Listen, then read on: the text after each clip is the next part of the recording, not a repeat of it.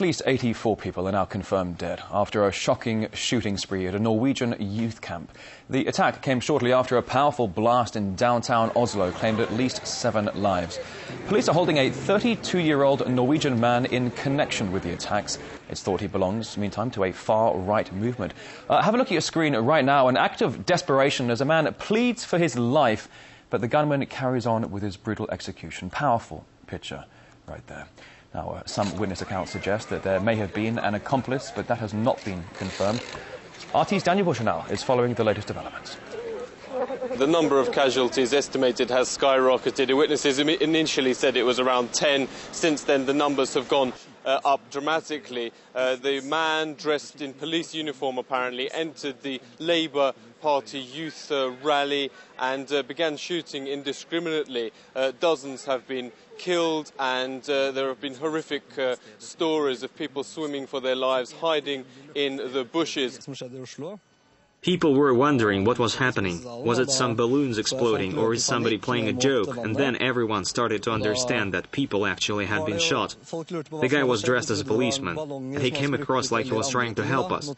He said, "Come here." He had a rifle he was using to shoot at us.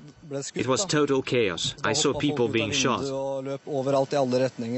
Now, he shot indiscriminately, shouting, "I'll kill everyone, everyone must die." And children were running, jumping into the sea to escape, hiding behind rocks, hiding behind trees. Explosives have been found on the island. Just before the attack at the youth rally, there was a blast here in the centre of Oslo which blew out windows in the city centre.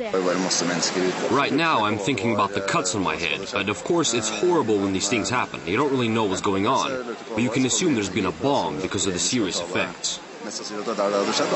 It's being linked with the same man who's thought to be a right-wing extremist with anti-Muslim views. On the 17th of July, he's thought to have posted a Twitter feed where he has said that one person with a belief is equal to the force of 100,000 who have only interests. So he's thought to have posted radical tweets leading up to this attack. He's now been charged with both the bombing in the city centre here in Oslo and at the youth camp just outside. He was a fundamentalist. He's a fundamentalist Christian. He says multiculturalism has always failed. That's in his blog, which has been found. He calls himself a nationalist. He was also registered at a gun club and around 2 years ago opened a farm called Geo Farm, which gave him access to industrial fertilizer, which is often used by terrorists for bombings like this one. So it seems that it's an idea that he's been planning for a long time. Initially, a grouping called Helpers of the Global Jihad came out and said that they took responsibility for the bombing, but then they retracted that. Of course, Norway is participating in the Libyan and Afghanistan war efforts as part of NATO, and just last winter there were dozens of Islamic militants arrested throughout Western Europe in connection with planned bombings.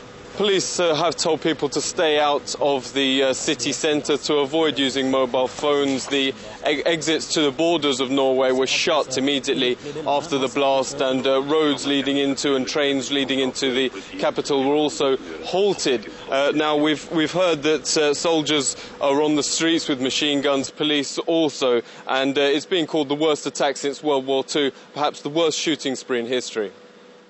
RT's Daniel Bushnell reporting right there.